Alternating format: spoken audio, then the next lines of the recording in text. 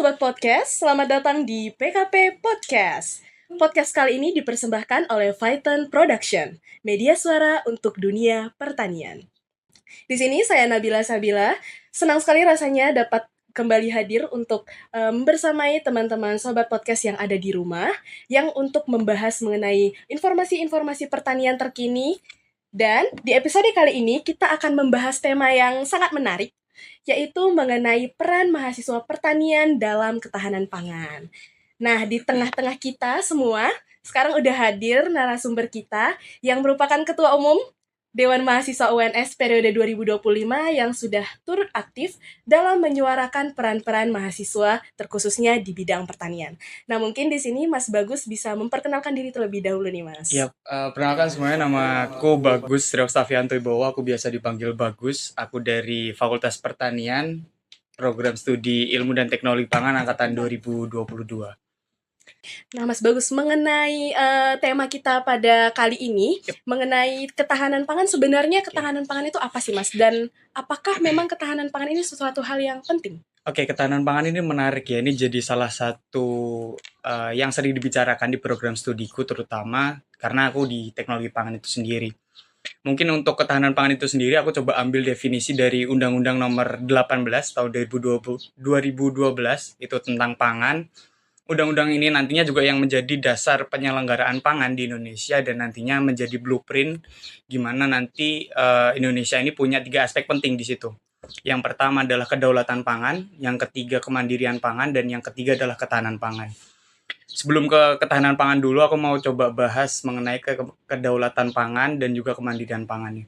Kedaulatan pangan ya seperti namanya ya, daulat pangan, gimana kondisi di mana bahwa Indonesia ini bisa menentukan arah kebijakan pangannya itu sendiri. Kemudian untuk kemandirian pangan adalah sebuah kondisi di mana negara itu dapat memenuhi kebutuhan pangan di negaranya dengan produksi dalam negara itu sendiri. Kemudian tujuan akhirnya yang kita bahas hari ini adalah ketahanan pangan. Maka definisi dari ketahanan pangan itu sendiri adalah kondisi di mana semua rakyat atau setiap penduduk itu mendapatkan pangan secara cukup, baik secara kualitas dan kuantitasnya, kemudian aman, bergizi, dan juga merata, dan aksesibilitasnya mudah. Itu sih untuk definisi ketahanan pangannya sendiri ya. Mungkin untuk pertanyaan selanjutnya mengenai apakah ini penting gitu. Aku coba untuk menganalogikan nih, bahwa sebuah negara ini adalah sebuah rumah. Kemudian dapur itu adalah penyedia pangan di dalam rumah itu sendiri. Kemudian ibu ini adalah sistem ketahanan pangan. Di mana nantinya ketika ibu ini sakit atau ibu ini mendapatkan kendala, otomatis persediaan stok pangan di dalam rumah otomatis akan terganggu. Nah, ini di situ pentingnya sistem ketahanan pangan. Ketika ibu ini nantinya itu dalam kondisi yang baik, kita jaga dengan baik, kemudian dia bisa mengakomodirkan seluruh kebutuhan pangan itu di dalam rumah dengan baik. Kemudian ini nantinya yang menjadi fondasi dari sebuah kestabilan sebuah negara dan juga kestabilan sebuah bangsa. Itu sih poin pentingnya dari ketahanan pangan ya menurutku. Oke, melihat dari penjelasan Mas Bagus tadi, kita jadi makin ngerti ya, Mas, bahwasanya memang ketahanan pangan ini memang memiliki urgensi yang sangat-sangat penting lah untuk kondisi di Indonesia sendiri. Yep. Nah, melihat dari sisi sebagai mahasiswa pertanian, menurut Mas Bagus, gimana mahasiswa pertanian ini mampu menjadi kunci atas transformasi dalam pangan yang berkelanjutan itu sendiri? Oke, kalau kita bahas mengenai pangan berkelanjutan ya, ini kan berarti kita bahas dari hulu ke hilir gitu. Kayak tagline yang ada di Fakultas Pertanian lah, terpadu dan berkelanjutan. Harusnya kan seperti itu di dalam sistem pertanian kita ya. Mungkin sebagai mahasiswa pertanian itu banyak sekali yang bisa kita lakukan sebenarnya, terutama di bagian inovasi dan teknologi. Itu ya kita punya akses ke sana otomatis. Kemudian yang kedua adalah advokasi, seperti yang disuarakan beberapa teman-teman lah mengenai advokasi mengenai petani dan juga mengenai kebijakan publik yang mengatur soal pertanian dan juga ketahanan pangan ini sendiri. Tapi yang aku mau highlight adalah gimana cara mudahnya seorang mahasiswa ini nanti untuk bisa setidaknya berkontribusi sedikit dalam memajukan sistem pangan yang berkelanjutan atau sistem pertanian yang berkelanjutan. Ini yang sering di-highlight di beberapa kali aku lihat beberapa acara itu mereka mengangkat tema food loss dan food waste. Oke. ini kan sebenarnya cara mudah ya. Kita nggak bahas di food loss karena itu menjadi bagian dari rantai pasok dan kemudian itu belum jadi bahan pangan. Kemudian yang mau aku highlight di sini adalah food waste gitu. Em, aku pernah baca di tahun 2021 data itu menunjukkan bahwa Indonesia merupakan penyumbang sampah makanan terbesar di Asia Tenggara. Yang Wow. kemudian prestasinya nggak cukup di situ. Oke. Tapi Indonesia menjadi negara keempat di dunia yang menjadi penyumbang sampah terbesar makanan. Oke, sangat berprestasi ya. Iya, berprestasi sekali gitu. Peringkat 4 di dunia gitu kan. Em, data secara spesifiknya di tahun 2021 Indonesia itu menyumbang sebanyak 21 juta ton kalau nggak salah. Secara spesifiknya mungkin 20,93 sekian juta ton Itu total keseluruhannya atau mungkin per tahun malah, Mas? per tahun tahun 2021 ya. Oh, Itu oke. 20 juta ton, 21 juta ton lah kalau kita bulatkan. Nah, ini menarik karena 21 juta ton ketika kita bagi ke dalam jumlah penduduk di Indonesia yang lebih dari 200.000 penduduk, itu satu penduduk menghasilkan 77 kilogram sampah makanan tiap tahunnya. Kita coba hitung-hitungan ya. 77 kilogram itu sebanyak apa? Coba kita hitung-hitungan. Dalam satu box makanan itu kemungkinan berat makanannya itu 350 sampai 500 graman dalam satu box makanan. Oke, mungkin kita anggap yang 500 gram kali Iya, ya, Mas, 500 gram. Oke, 500 gram, 77 kilogram, kita bagi 500 gram itu sendiri sudah hampir 220-an. Sekitar 154 bukan, Mas? Oh iya, sekitar 154, 154, betul. 150-an lah, 150-an porsi makanan yang bisa kita sediakan per tahun. 154 porsi makanan ini sangat banyak sekali. 77 kilogram per penduduk di Indonesia tahun 2021. Otomatis yang bisa kita lakukan sebagai mahasiswa adalah coba bagaimana caranya kita menghabiskan apa yang sudah kita pesan, apa yang sudah kita sediakan di piring dengan sangat-sangat bersih. Karena itu nantinya akan berdampak. Karena food waste ini kan rantainya itu kan banyak sekali ya, faktor-faktor yang memang nantinya akan dirugikan. Di lain sisi, tidak hanya pertanian yang dirugikan, kemudian tidak hanya ketahanan pangan yang kemudian akan kita bahas, tapi juga bagaimana environmental yang kita bahas di sini juga akan kita angkat gitu. Karena banyak sekali proses produksi itu menghabiskan banyak air, banyak listrik, banyak tenaga, dan lain sebagainya. Dan kemudian ini akan menjadi sebuah keterpaduan. Dan ini mungkin langkah yang paling mudah menurutku bagi mahasiswa sekarang dengan keterbatasan ya. Mungkin bukan keterbatasan, tapi karena memang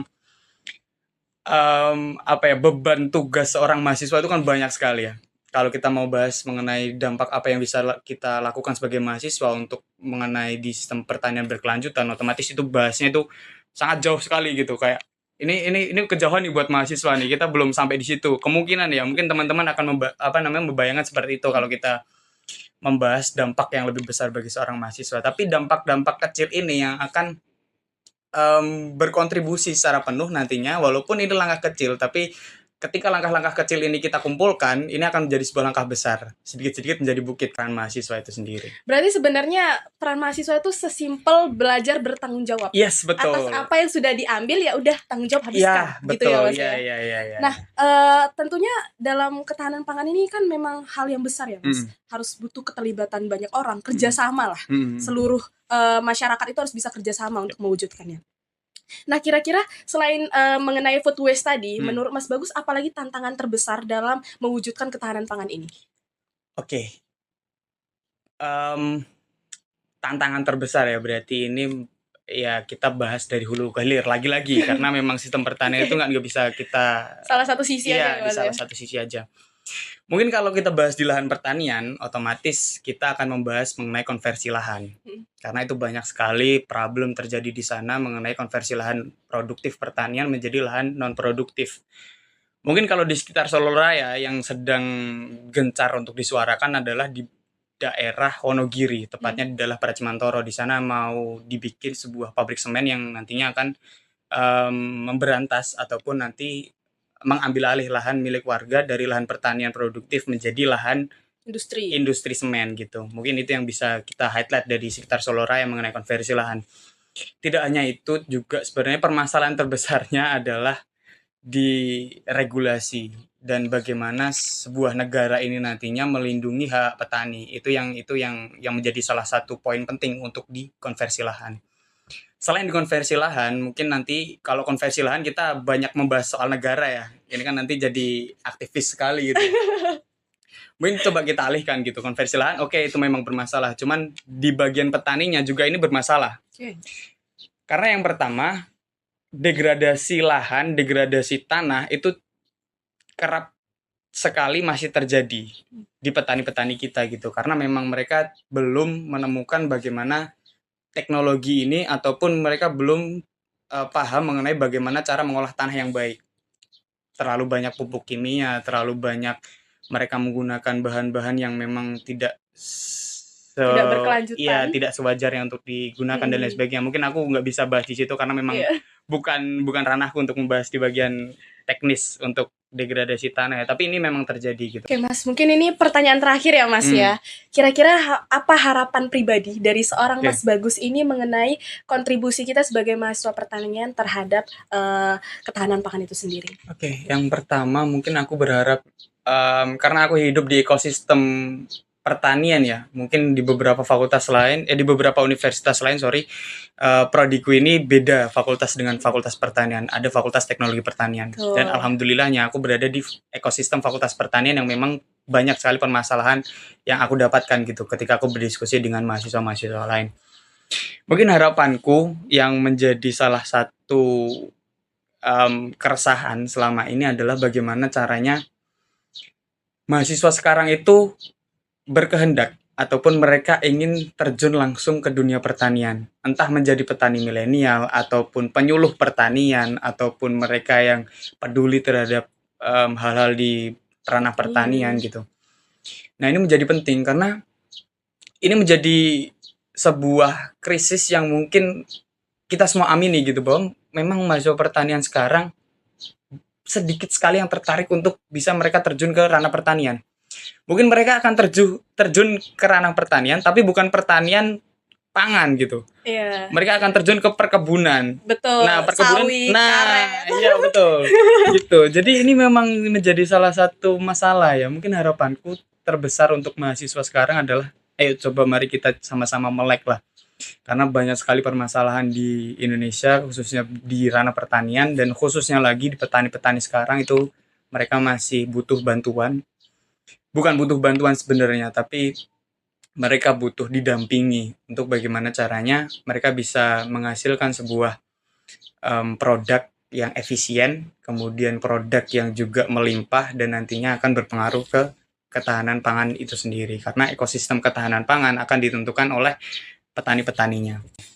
Oke, sebenarnya pembahasan kita tuh sangat-sangat menarik mengenai ketahanan pangan ini, sangat-sangat kompleks ya Mas. Tapi memang karena kita punya keterbatasan waktu dan kesempatan, jadi mungkin podcast kali ini kita cukupkan saja. Terima kasih banyak Mas Bagus sama-sama. atas ilmunya yang daging banget pada kesempatan kali ini. Sama-sama. Mungkin itu saja dari aku dan Mas Bagus. Terima kasih.